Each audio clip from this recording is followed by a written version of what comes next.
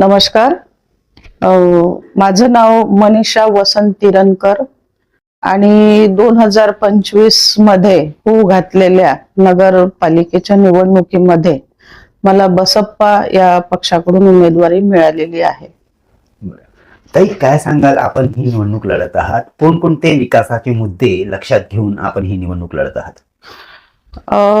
आता विकासाचा मुद्दा म्हटलं, जसं आता 9 वर्षापासून इथे 7-8-9 वर्षापासून इलेक्शन झालेलंच नाही. भरपूर विकास असा आहेच नाही कुठे, दूर दूर. ज्या पद्धतीनं विकास व्हायला पाहिजे यवतमाळचा, त्या पद्धतीनं झालंच नाहीये विकास. जसं पाण्याचा प्रश्न खूप मोठा आहे, रस्ते, नाल्या, जसं युवकांचा प्रश्न, विद्यार्थ्यांचा प्रश्न, काही महिलांचे प्रश्न आहेत. तर ह्या सगळ्या मूलभूत गरजा आहे, ते आतापर्यंत याच्याकडे कोणाचंच लक्ष नाहीये. तर या अनुषंगाने निवडणूक आहे. बरं, आपला जो विजन आहे स्मार्ट यवतमाळ, यासाठी नेमकं काय विजन आपलं आहे? स्मार्ट विजन यासाठी माझं विजन आहे की रस्ते, पाणी आणि कॉलनीमध्ये नाल्या नाही आहे, रस्ते उखडलेले आहे सगळे, आणि बेरोजगारांना रोजगार मिळावा. महिलांचे भरपूर प्रश्न आहे, त्याच्यावर मी थोडंफार लक्ष केंद्रित करण्याचा प्रयत्न करेल. आणि असे छोटे छोटे प्रश्न जे आहे त्यांच्याकडे सातत्याने माझं लक्ष राहील आणि मी नक्कीच प्रयत्न करेल आणि त्याच्यासाठी मी कटिबद्ध राहील. आपण प्रचार करत आहात, लोकांमध्ये जात आहात, कोणकोणत्या प्रमुख समस्या लोकांकडून जाणून घेतात? लोकांच्या समस्या भरपूर आहे, पण मी जिथे जिथे, जसं आता दलित एरियामध्ये, जसं लोहारा, नेताजी नगर, ह्या ज्या एरियात जात असते मी, त्यांच्या समस्या पाहते तर पहिली समस्या तर पाण्याची आहे.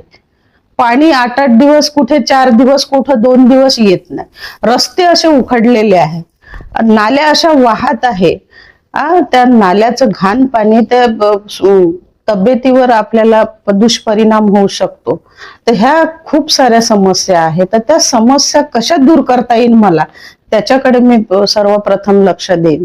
बरं ताई, निवडणूक काळ आला की भूल थापा देणे, वेगवेगळ्या प्रकारचे आमिष दाखवणे, अशा प्रकारचे प्रकार केले जातात. आपले जे सुजाण जनता आहे, जे मतदार बंधू आहे, त्यांना काय एक आव्हान आपलं असणार आहे?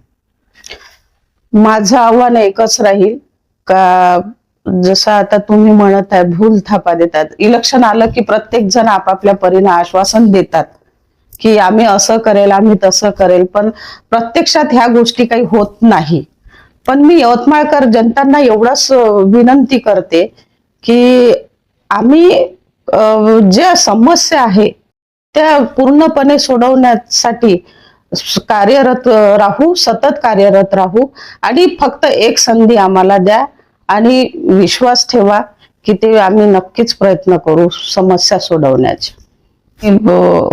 2025 मध्ये नगरपालिकेचे होऊ घातलेल्या निवडणुकीमध्ये मी बसप्पा या पक्षाची उमेदवारी नगराध्यक्ष पदासाठी लढवत आहे. ताई, काय सांगाल, आपण जनसेवेसाठी आतापर्यंत कोणकोणते महत्वपूर्ण योगदान आपल्याला आहे, जनतेसाठी काय काय नेमके कामं आपण केलेले आहेत, काय सांगणार? गेल्या 15 वर्षापासून मी समाजकार्यात अग्रेसर आहे.